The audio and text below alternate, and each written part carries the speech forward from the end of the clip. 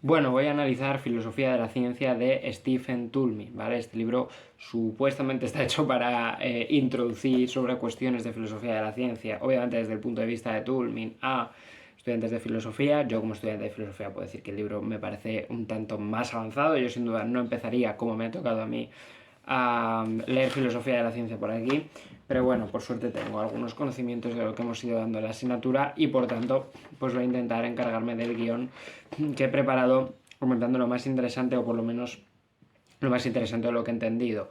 Hay que tener en cuenta que Stephen Toulmin es un filósofo del siglo XX, llega al XXI porque muere en 2008 si no recuerdo mal, discípulo de Wittgenstein, interesado en las cuestiones de lógica, centrado también en la argumentación, abandona un poco la idea clásica de lógica formal. De hecho aquí vamos a ver cómo su modelo científico está basado en que hay relaciones lógicas que no tienen que ver única y exclusivamente con la deducción, la inducción y la abducción. De hecho estas tres cumplen un papel bastante más secundario respecto a lo que es una explicación científica, y entonces pues en ese sentido nos vamos a encontrar a un filósofo que pretende ser innovador respecto a la lógica formal y toda esta escuela, pero sin embargo sí que se atiene a una idea de un modelo que establezca las relaciones lógicas que hay entre la ciencia o los modelos científicos o la explicación científica y el mundo. Bien, bueno, lo primero que hace es una distinción sobre el problema de la divulgación, ¿no?, entre el lenguaje científico y el lenguaje cotidiano.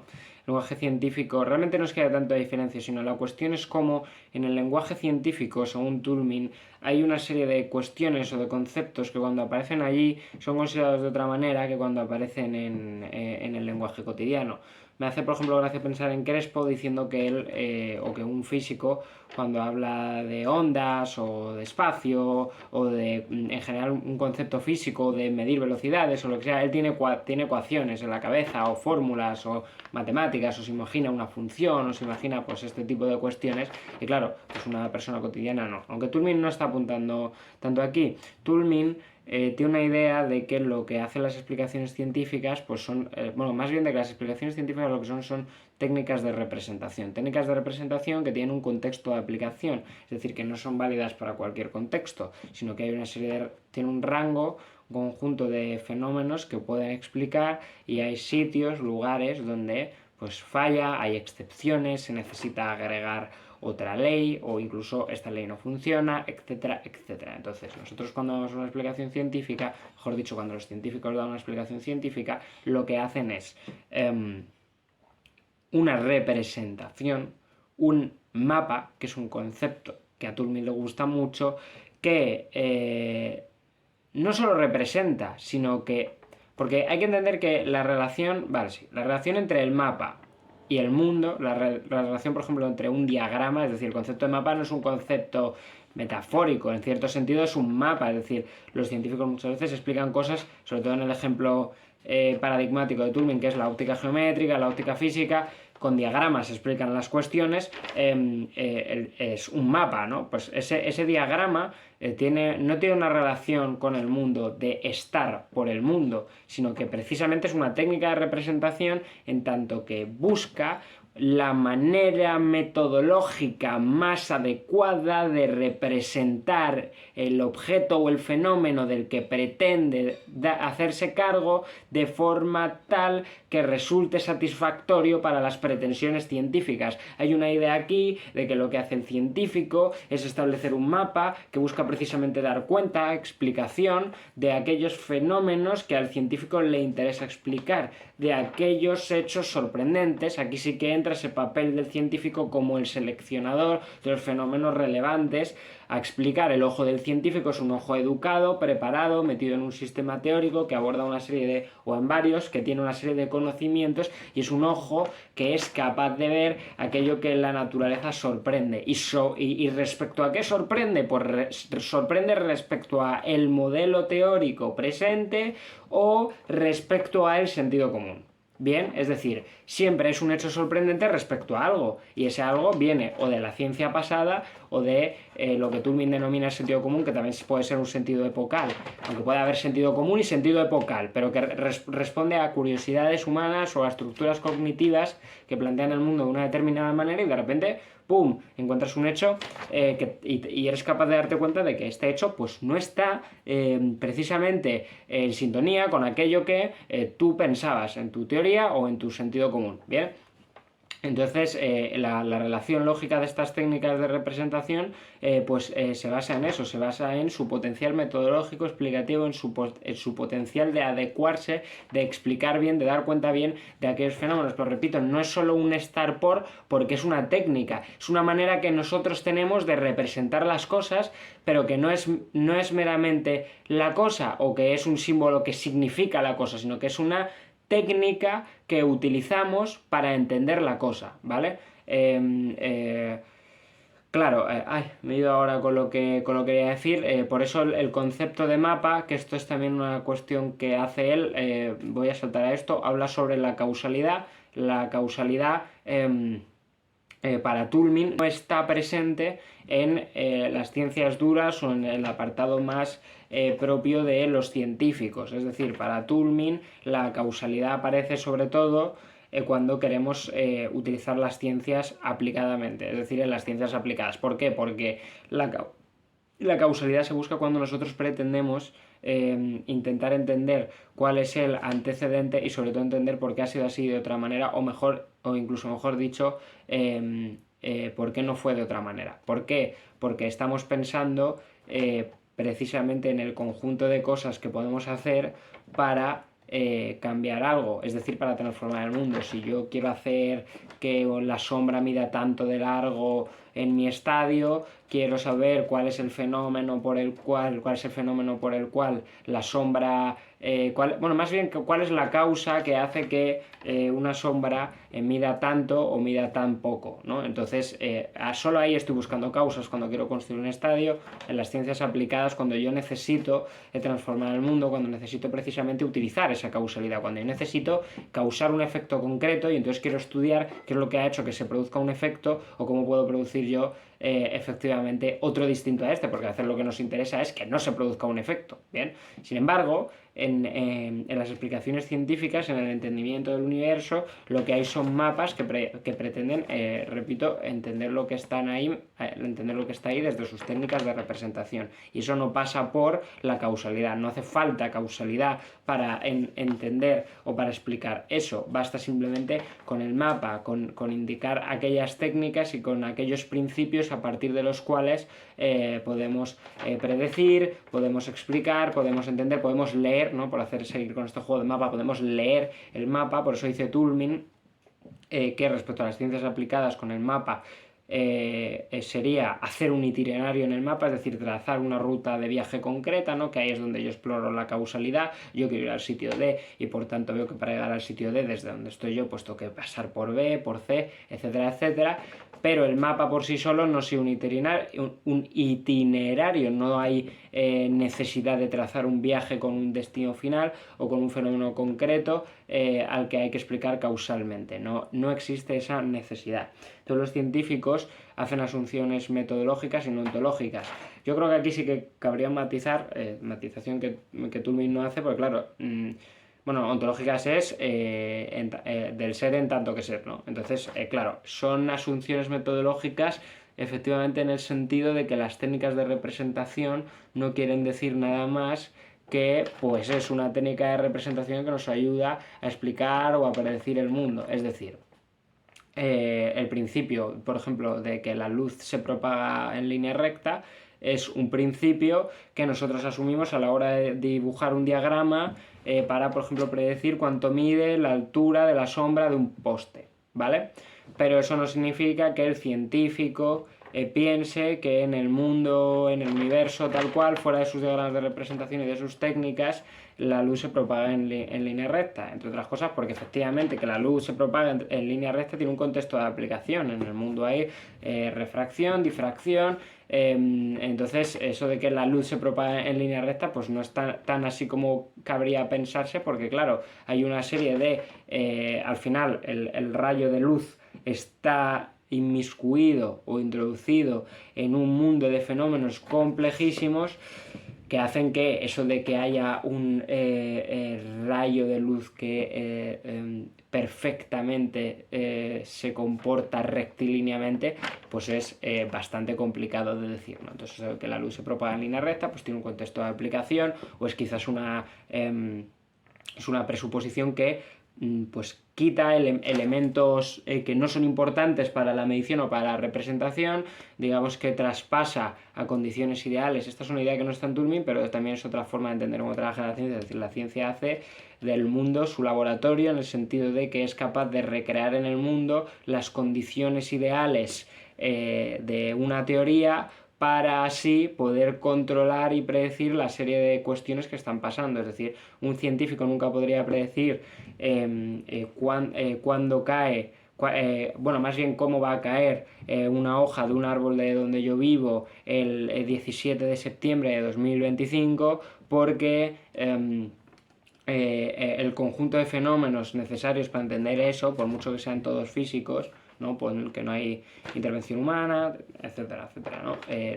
No son demasiados, no solo son demasiados, sino que no tenemos bagaje teórico. No es una cuestión de tendría que echarle un rato, es una cuestión de que no tenemos bagaje teórico capaz de resolver eso. Sin embargo, sí que somos capaces de lanzar cohetes espaciales, porque somos capaces de reproducir las condiciones ideales a través de esta maquinaria que hacemos en un sitio concreto, de una manera muy concreta. Reproducimos las condiciones ideales que nos llevan a ser capaces de lanzar un cohete al espacio, ¿no? Fíjate, entonces el espacio en el que se lanza un cohete es una especie de laboratorio forzado, laboratorio invisible, laboratorio natural, lo podemos ver de muchas maneras, que somos capaces de hacer, pero que no responde a la totalidad de lo real, por decirlo así muy filosóficamente. Joder, se me ha olvidado porque decía todo esto así por las asunciones metodológicas y no ontológicas. Entonces, independientemente de esto, de que efectivamente hay una idea de condiciones ideales, contexto de aplicación, en fin, que todo este tipo de técnicas tienen que ver más bien con aquello que hacen los científicos y que refiere más fiel o adecuadamente, porque Turing no refiere a un escepticismo, que esto a lo mejor pues es un problema porque lo aclaro ya muy tarde, ¿no? Pero es decir, Turing no es como que crea que los científicos hablan del principio rectilíneo de la luz, de que la luz se propaga en línea recta, y esto no habla nada del mundo. Esto está hablando del mundo, pero no está hablando del mundo de una manera directa. Es una técnica de representación que se adecúa, que es más fiel o no al mundo. De hecho, para Turing no se puede hablar de si las leyes o los principios son verdaderos o falsos, sino de cómo de adecuados o fieles son. De ahí el concepto de mapa, ¿eh? Entonces, claro, no puedes preguntar si la ley de Newton es verdadera o falsa, puedes preguntar por su contexto de aplicación, puedes preguntar por cómo de adecuada es, por cómo de precisa es, por a cuántos fenómenos explica, ¿no? Por ya hablar en términos netamente científicos. Entonces, claramente hay asunciones metodológicas. Ahora, lo que me parece más discutible es si no hay asunciones ontológicas. Entiendo y me parece totalmente aceptable hacer esta especie de distinción kantiana entre fenómeno y noúmeno, en este caso entre cientómeno y noúmeno. Me encanta hacer este tipo de juegos de palabras entre cientómeno y noúmeno, pero eso no significa que, aunque metodológicamente sí que podemos hacer esta división, hoy está el cientómeno y está el noúmeno, está lo que los científicos hacen y está la realidad. Eso no significa que los científicos, muchos de ellos, tienen la pretensión de que están explicando la realidad. Y obviamente, si tú le preguntas a un científico, muy poco probablemente haya leído a Turing y te vaya a decir: no, mira, yo lo que hago es una técnica de representación que se refiere adecuadamente o no al mundo. Si tú le preguntas a Santaolalla, ¿la ley de Newton es verdadera?, te va a decir que sí. No te va a decir que es un mapa con un contexto de aplicación determinado, que tampoco pasa nada, pero que, repito, estos saltos ontológicos sí que están presentes, estas asunciones ontológicas sí que están presentes en científicos, no tienen por qué estar en todos, pero obviamente no han leído a Turing, y ellos al final lo que tienen es ciertas asunciones metodológicas que aplican, y que, pues, como humanos y como personas, pues muy fácilmente podemos caer en creer que estas asunciones metodológicas se transportan al mundo. Pero vamos, que también lo creen otros filósofos. Turing no es un dios. Hay otras personas que sí que opinan que estas asunciones metodológicas no solo son también asunciones ontológicas, sino que deberían serlo, que efectivamente haber explicado de este modo el mundo hace que el mundo sea así, ¿vale? Aunque yo sí que haría caso a Toulmin en el sentido de que nuestras técnicas de representación son distintas pues eso, que el cientómeno es distinto del noúmeno. ¿Por qué? Porque efectivamente la historia de la ciencia es la historia de un fracaso, como la historia de la filosofía, de la sociología y de cualquier disciplina. Cualquier disciplina es un fracaso constante. No es que no haya aciertos, no es que no haya consenso, sino es que no haya progreso. En filosofía, desde luego, que parece que no lo hay, pero bueno, que tampoco hay por qué decirlo. Pero, es decir, a lo mejor no, pero en ciencia sin duda ha habido un progreso. Obvio que ha habido un progreso, pero es la historia de un fracaso, de teorías que han intentado explicarlo todo y nunca lo han conseguido. Es decir, hay aspiraciones por parte de muchos científicos, que no de todos, porque su ley sí que sea capaz de explicar el cosmos al completo. No lo han conseguido. Entonces, ¿cómo damos cuenta de los fallos de la ciencia si creemos que cualquier teoría, a la mínima que predice ciertos fenómenos, ya es una correspondencia con la naturaleza? ¿Y qué pasa cuando encontremos la siguiente? Tal vez pensar que hay una correspondencia exacta entre cientómeno y noúmeno, y ya me quedo con el concepto porque me ha encantado, y efectivamente me lo acabo de inventar, nos lleva al fin de la ciencia. Vamos a dejar de ser tan posmodernos, por favor. No, pues no puede ser el fin de todo, que nos quede algo. Es que vamos a acabar, no sé, todos apostando en la ruleta, porque es que es el fin de la historia, el fin de la filosofía, el fin de la ciencia, el fin del arte. A ver si de repente empezamos y dejamos de decir que se ha acabado todo y que estamos en el apocalipsis, ¿vale? Entonces, seguimos. Entender la explicación científica. Claro, son principios útiles que básicamente son capaces de explicar aquello que los científicos necesitan y que les interesa. Por eso es muy importante esta capacidad que destacaba antes de encontrar los hechos sorprendentes. Y efectivamente las teorías tienen rangos de aplicación. Esto me pasa por adelantarme, claro, ahora leo cosas que ya he dicho. Toulmin es un poco despectivo con la historia natural, para él le parece que es descriptiva y la física explicativa. La explicativa es un nivel superior a la descripción. La historia natural simplemente se dedica pues, a ver un nuevo tipo de tortuga que nadie había visto y a describir cómo es, y la física no se trata solo de ver aquello que aparece, sino de dar una explicación de cómo eso ha surgido. Bueno, no sé si debería usar cómo, ¿no? Porque parece que ahí estoy hablando de causalidad, y a Toulmin parece que las ciencias... Parece no, a Toulmin la ciencia más teórica, la ciencia más pura, la ciencia no aplicada, es la palabra que deberíamos decir, parece que, desde luego, no utiliza la casualidad. Para Toulmin esa ciencia no utiliza causalidad. Lo que yo no sé si estoy dispuesto a aceptar, porque la causalidad, sobre todo relacionada con el modelo narrativo, otro texto que he leído precioso gracias a mi profesora Paula Olmos, lo cito, de Robert Richards, parece que la causalidad y la narración de aquello que sucede nos hace entender muy bien qué es aquello que está pasando, y que nosotros entendemos en términos de causalidad, sobre todo sometida a la temporalidad, que son al final dos cosas ligadas. Es decir, una causalidad implica temporalidad. No implica tampoco necesariamente que una va antes que otra, porque también hay causas finales, pero sí que implica temporalidad. Pues efectivamente necesitamos ese espacio narrativo, ese espacio causal, ese espacio temporal, que no son sinónimos. Estoy diciendo que necesitamos estas tres cosas, o podría parecer que las necesitamos para entendernos, para poder ser conscientes o aprehender una buena explicación, y sin ellas tal vez no haríamos nada, ¿no? Pero bueno, aún así él cree que la historia natural es meramente descriptiva y la física es sin embargo explicativa, ¿no? Porque sí que va a esa forma de los fenómenos, sí que va a dibujar ese mapa y no a meramente describir, sino a representar, a explicar, a ser capaz de predecir, dar cuenta de la forma, dar cuenta de cómo opera adecuadamente o fielmente. El hecho sorprendente que se enfrenta a lo común, efectivamente, esta capacidad del filósofo y del científico. Claro, está el lenguaje lógico, el lenguaje cotidiano y el lenguaje científico. El lenguaje cotidiano es, no importa tanto que sea el lenguaje cotidiano, sino que precisamente deberíamos esforzarnos porque en el lenguaje cotidiano queden claros estos símiles y estas metáforas que el científico oculta, cómo efectivamente realmente están ahí, y cómo son técnicas de representación y no literalmente imágenes o copia y pegas del mundo. Bien, entonces eso por ahí queda. Luego el lenguaje lógico está más bien centrado en el lenguaje lógico en la ciencia, en entender lo que hace el científico. Entonces, mientras un científico que en un contexto cotidiano busca meramente dar la información de forma útil, rápida y entendible, pues un lógico cogería, separaría ahí, claro, el científico tiene el papel de experimentador y el lógico aquí tiene el papel de observador, entonces el lógico daría una descripción mucho más detallada. Si un científico diría, voy a hacer un diagrama del rayo de luz del sol incidiendo en el poste que luego va a generar una sombra, bueno, más bien no va a generar una sombra, pero precisamente la sombra se produce porque es allí a donde no llega la luz, pero me estáis entendiendo.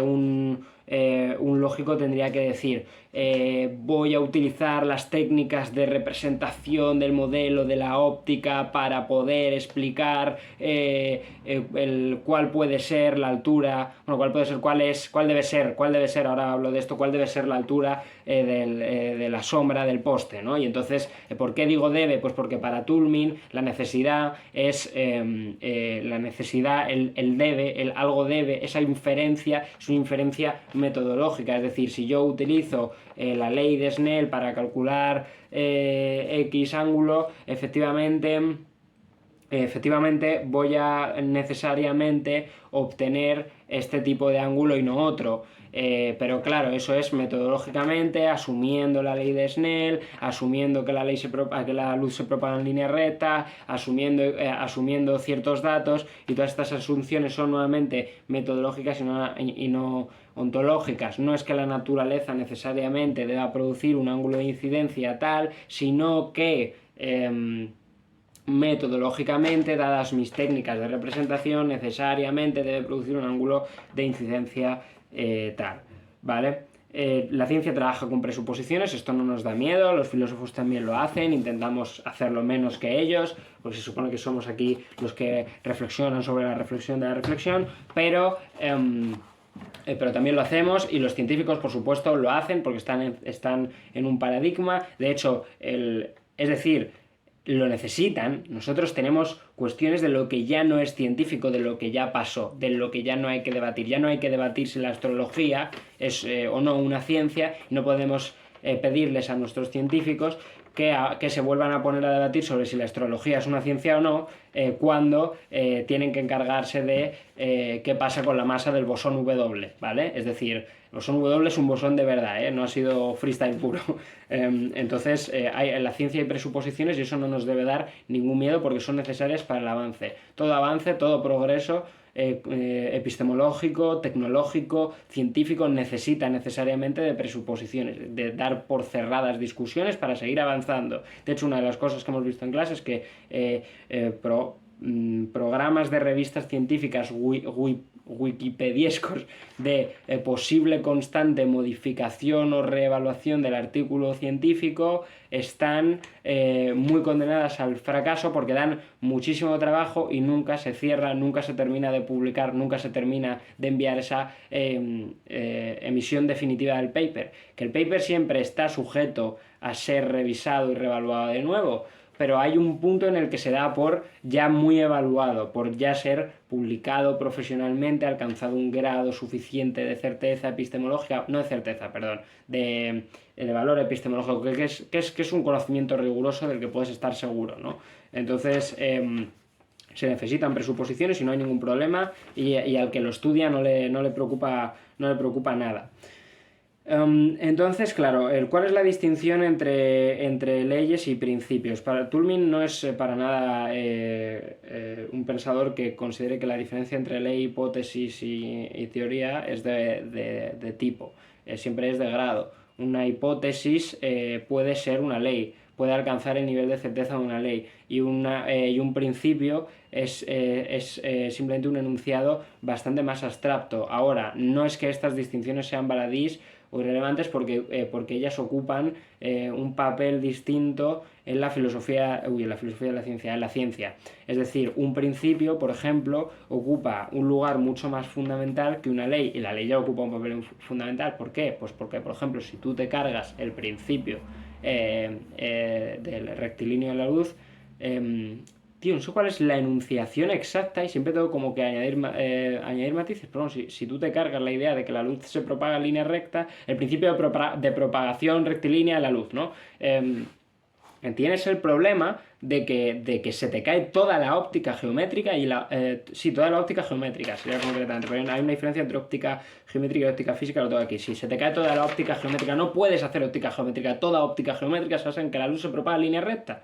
Sin embargo, si te cargas la ley de Snell, pues claro, ya no puedes calcular cuando hay un rayo refractado, pero sí que puedes explicar cuestiones donde no hay ese problema, donde puedes considerar que la luz se propaga en línea recta, que no hay refracción y no tienes ningún tipo de problema a la hora de medir o predecir o lo que sea. Entonces, la ley de Snell ocupa un papel menos fundamental en la óptica geométrica que el principio de propagación rectilínea a la luz, ¿vale? Por tanto, es también una cuestión del papel fundamental que desarrolla cada elemento, ¿no? Cada principio, cada ley o cada hipótesis en un modelo, en una teoría, en un marco teórico. Yo creo que sería la mejor forma de decirlo.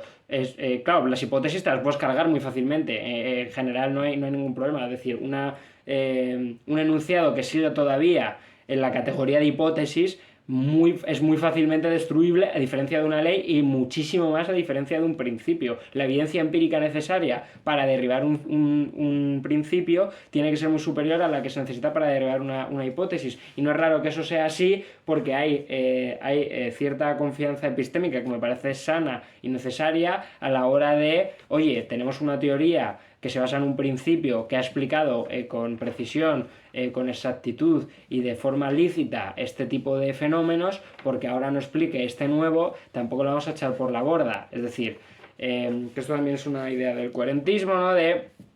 Voy a intentar, relacionado con el barco de Teseo, ¿no? Esto me lo explicó también un profesor, Jesús Bellancao, le cito también. Voy a intentar reemplazar las piezas del barco antes que destruir el barco entero y empezar otro nuevo. ¿Por qué? Porque tiene sentido que aquel barco que me ha podido llevar a navegar bien durante tiempo, porque ahora de repente esta corriente no la sepa coger bien, aquí ya estoy yo extendiendo bastante la metáfora, pero tiene bastante sentido que en vez de destruir el barco y tirar otro nuevo, busque cambiarle otra pieza, ¿no? Entonces esa coherencia y esa consistencia, ese buscar más bien ajustar o añadir cuestiones a un modelo teórico antes que arrancar o destripar principios físicos que han hecho explicaciones fantásticas sobre el mundo, pues tiene mucho sentido. Bien, vale, y ahora pues hablamos de tipos de leyes, ¿vale? Entonces, claro, tenemos aquí lo que es la ley, las leyes que introducen los conceptos teóricos, que son las leyes más abstractas, las que ocupan un papel más alejado, por así decirlo, de los hechos empíricos que las demás. Aquí, por ejemplo, está la ley de Newton. La ley de Newton es una ley que introduce conceptos teóricos, es decir, introduce la idea de momento, la idea de masa, los carga de una noción teórica que sirve para explicar el mundo. Está introduciendo conceptos teóricos. Las leyes de rango medio son leyes como las de Snell, que claro, pues mete cosas que no son tan fuertes. No te dice la masa es, el momento es. Te mete ángulos, te mete diagramas, pero tampoco tiene una conexión empírica totalmente directa. Luego ya tenemos leyes fenomenológicas, como la ley de Boyle. La ley de Boyle se comprueba a través de un experimento con el que de forma muy precisa se puede comparar la relación entre volumen y presión. Entonces es una ley que está muy atada a los hechos empíricos, e incluso hay que fijarse aquí de la ley de Boyle en qué sentido cabría decirse falsa. Pues en el sentido de que el experimento está mal hecho, ¿no? Pero no, si no, ¿cómo la podrías decir falsa? Obviamente puedes decir que tiene un contexto de aplicación concreto, es decir, no, pues es que la ley de Boyle solo se aplica para estos gases, solo se aplica en estas condiciones. Bien, también lo puedes hacer con la ley de Newton, pero la cosa es que la ley de Newton, si bien predice no tiene esta atadura a hechos empíricos. De hecho, hemos visto como la teoría de la relatividad también predice, sin embargo, con conceptos teóricos distintos. Es decir, hay que fijarse aquí cómo la ley de Newton tiene unos compromisos metafísicos. Claro, aquí diría Toulmin, no, tiene unos compromisos representativos, tiene unos compromisos de técnica de representación. Bueno, lo importante es que la concepción teórica de la ley de Newton es distinta a la concepción teórica de la teoría de la relatividad. Entonces, incluso si predicen lo mismo, no se está queriendo decir lo mismo. no estamos pensando igual cuando estamos prediciendo sí, algo con la ley de Newton que con la teoría de la relatividad. Bien.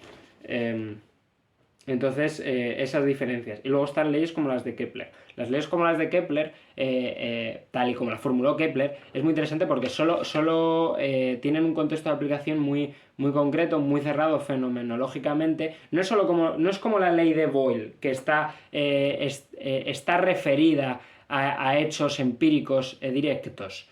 Sino que casos como la ley de Kepler, que son casos particulares, es decir, están estos tres tipos de leyes que explico, luego está esta, sino que está hecha precisamente para referirse a un contexto específico. En el caso de la ley de Kepler, para el sistema solar, ¿vale?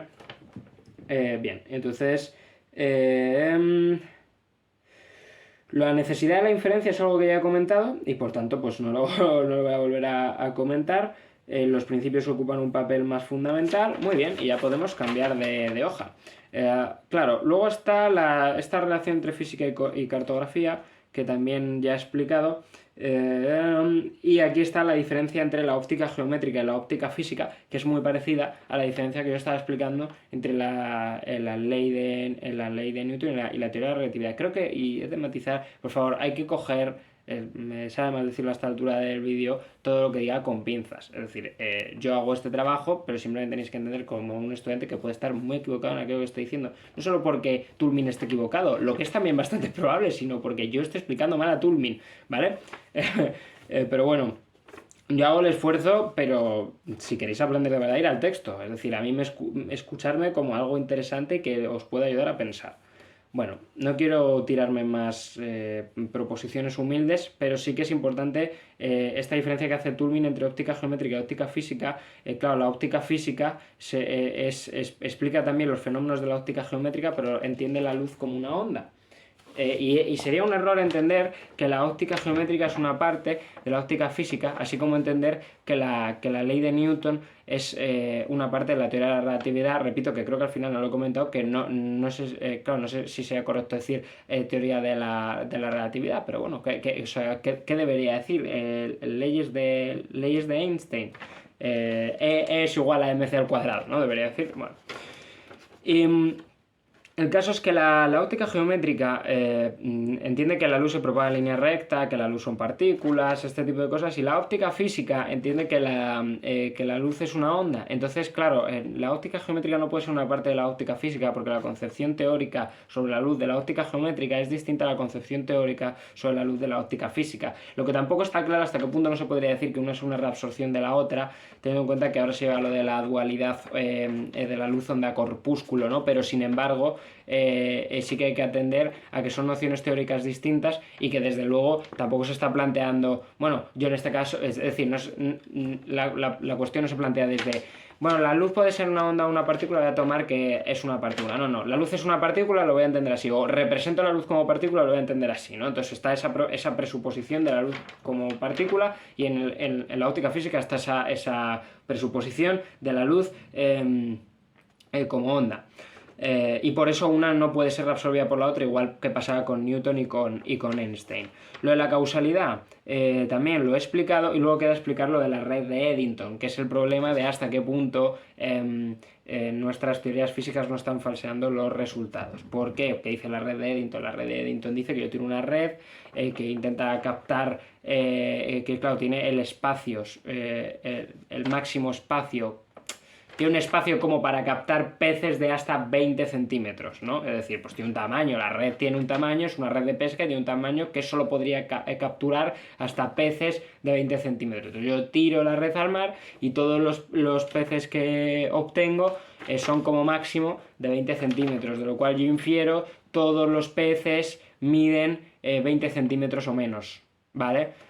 Claro, esto es falso porque el tamaño de mi red está condicionando el conjunto de peces que puedo capturar. Si tuviese una red más grande, podría capturar peces más grandes. Toulmin dice que esto no es aplicable para la ciencia por este carácter, yo diría, de parche, por este carácter finalista que no voy a usar ninguna de estas palabras y lo voy a explicar distinto. El mapa el mapa, el diagrama, la explicación científica, se comprueba su fiabilidad o su adecuabilidad a posteriori. Ahí ya sí estoy a gusto. ¿Por qué? Pues porque solo cuando ya tenemos el mapa podemos ver cómo de adecuado resulta el sistema o la representación. Aquí también es muy importante la pluralidad metodológica, y sí que creo que efectivamente cabe la posibilidad de que se te genere una red de Eddington. Es decir, cabe la posibilidad de que tu teoría esté explicando y prediciendo ciertos fenómenos, y justo aquellos para los cuales no tienes la tecnología suficiente para predecir no fuese capaz de explicarlos. Es decir, la red de Eddington sería imposible de ocurrir allí donde nosotros tenemos la tecnología suficiente como para realizar cualquier tipo de prueba empírica al mundo, pero la realidad es que no podemos someter al mundo a cualquier prueba empírica. Hay pruebas empíricas que tienen un coste, hay tecnologías que no tenemos, hay pruebas que no se nos han ocurrido, que esta es otra. Entonces, claro que puede haber redes de Eddington, pienso yo, en contra de Toulmin en la ciencia. Ahora, en lo que sí que tiene razón Toulmin es que no es que toda teoría es una red de Eddington. De hecho, tenemos teorías que son muy fáciles de comprobar, pues su adecuabilidad o no a ciertos fenómenos. Entonces, no, yo establezco esta teoría, hago una representación, y una vez he representado, miro cómo de adecuada o de fiel es esta representación. Miro también el contexto de la aplicación. Tampoco sería justo, dado el entendimiento actual de las leyes de Newton, que a mí se me reprochase estar haciendo una una red de Eddington al intentar calcular el movimiento de un coche por medio de las leyes de Newton, porque luego en la cuántica yo no puedo usarlas. Bueno, pero es que los científicos actualmente, cuando son capaces de predecir la velocidad de un coche a través de las leyes de Newton, saben perfectamente que eso no tiene utilidad cuántica, y saben muy bien que hay contextos donde no pueden usar las leyes de Newton, sino la teoría de la relatividad. Entonces, ¿qué pasa cuando los científicos saben que su red va a llegar solo a capturar peces de hasta 20 centímetros? Pues que entonces no hay ningún tipo de falacia. Ahora sí que hay que pedir a los científicos ser precavidos, y yo creo que la red de Eddington nos pide precaución, con la idea de que, como podemos explicar un conjunto de fenómenos, pues vamos a poder explicarlo todos, porque efectivamente puede que haya fenómenos que no consigamos todavía someter al juicio experimental, y sin embargo estemos dando por hecho que los vamos a poder predecir con creces con nuestra teoría. Aún así, la idea de que la naturaleza es uniforme, el principio de la uniformidad de la naturaleza, que nuevamente para Toulmin es un principio metodológico y no ontológico, es sin embargo una cuestión necesaria, una presuposición que no le gusta ni siquiera llamarlo presuposición. El término que utiliza en la versión española, no sé yo si muy fiel, es suposición, pero bueno, que sin duda es una cuestión que tú tienes que asumir metodológicamente, simplemente porque no te has encontrado con algo que indique lo contrario. Es decir, tiene mucho sentido que yo asuma que voy a poder explicar el siguiente fenómeno de cara igual a como he explicado el anterior, y que el fenómeno se va a mantener uniforme si ya lo he ido haciendo, si ha ido funcionando, y si no me he encontrado nada que haga que yo espere lo contrario. ¿Qué significa esto? Significa que la carga de la prueba la tiene la desuniformidad de la naturaleza. Es decir, solo cuando de repente me encuentro un hecho que hace que yo piense que aquí la naturaleza no se está comportando como la estaba explicando hasta ahora, voy a pensar yo que la naturaleza aquí no está siendo uniforme. Que también pienso que de todas formas está relacionado nuevamente con el contexto de aplicación. Es decir, bueno, es que hasta aquí no llega mi capacidad representativa, aunque no necesariamente puede ser eso. También puede ser que mi capacidad representativa tenga que ser negada y superada, que Hegeliano no me ha quedado eso, por una técnica nueva que explique tanto este fenómeno sorprendente que yo no he sido capaz de explicar hasta ahora como los anteriores. pero la uniformidad de la naturaleza es algo que es normal que se presuponga hasta que se demuestre lo contrario. La carga de la prueba la tiene la desuniformidad de la naturaleza, dado que eso pues es una asunción metodológica que nos sirve y que nos permite seguir yendo a investigar lo siguiente con nuestras teorías. ¿Y eso es falsear? ¿Eso es presuponer ontológicamente algo? No, es presuponer metodológicamente, porque ¿qué vas a hacer si no ir con tus teorías a investigar lo siguiente? Es eso, ir desnudo. De hecho, es gracioso cuando dice tú, me dice, bueno, es como hablar, ¿no? Es que te estás expresando a través del lenguaje y el lenguaje está socializado, conceptualizado de una manera concreta, no es literalmente una conexión directa con la historia. Tu lenguaje puede estar falsificando el mundo, que luego todo esto pues tiene sus problemáticas en filosofía del lenguaje, pero que claro, desde el punto de vista intuitivo del sentido común dices, bueno, ¿y qué hago? No hablo. Es decir, ¿qué opción tengo? Tengo la opción de hablar y de aproximarme, acercarme, hacer lo que puedo, ¿no? En definitiva, hacer lo que puedo con las herramientas que tengo, o puedo no hacer nada, puedo quedarme en el salón. Bueno, pues voy a hacer lo que pueda. Pues un científico hace lo que puede, tiene unas herramientas y unas técnicas, y hasta que nada le indique que necesita otras y que precisamente eso va a incentivar la producción de otras, pues no va a utilizar otras. Y solo en ese sentido el principio de la uniformidad de la naturaleza es real y es aplicado por los científicos, que repito, no sería ni siquiera una presuposición, sería una suposición, y que no ocupa, y esto es lo fundamental, el lugar que ocupa el principio de la propagación rectilínea de la luz, en tanto que en cuanto los científicos se encuentren un fenómeno desuniforme, no van a tener problema ninguno en desechar este principio para formar una teoría nueva, un contexto de aplicación, una técnica de representación nueva, etcétera, etcétera. ¿Vale? Bien. Y de momento lo último que nos queda es el tema del determinismo. El tema del determinismo es muy interesante, no sé si me convence, pero me encanta, porque básicamente la idea es que el mundo no es determinista, que simplemente este deber del que hablaba antes es necesario en tanto la inferencia de la técnica de representación, pero no es una necesidad ontológica. Pero hay un argumento más, y es que cuando se habla del mundo como máquina o de la cadena causal y se habla de determinismo, se está pensando simplemente en términos ideales. Dice Toulmin, toda máquina, toda cadena que exista en el mundo real, todo lo que existe en el mundo real debe romperse, deteriorarse, desmoronarse. Todo está sujeto a devenir, todo acabará muriendo, todo acabará cambiando, todo acabará deteriorándose. Entonces, una máquina que es capaz del fenómeno A producir el fenómeno B una y otra vez, solo lo hará infinita y necesariamente en un mundo ideal. Pero en el mundo real esa máquina se acabará estropeando, que es una forma de pensar que aparecerán excepciones, diferenciaciones, cambios. Hay una idea que puede ser prejuiciosa de que las teorías físicas actuales explican los problemas físicos en cualquier momento del universo. Yo no creo que hubiera que asumir que nuestras teorías físicas explican tanto los fenómenos físicos actuales como los que ocurrían en el fondo cósmico de microondas. Es posible que haya técnicas de representación que nosotros tengamos que usar en el fondo cósmico de microondas y que no tengamos que usar actualmente, porque dadas las condiciones emergentes ocurren cosas distintas, igual que eso podría ocurrir en el futuro. Entonces, ¿qué pasaría si las leyes físicas que supuestamente necesaria e infinitamente funcionan también tienen rango de aplicación temporal? Es decir, bueno, pues está la teoría de la relatividad, funciona desde el año 10 millones del universo hasta X, hasta actualmente.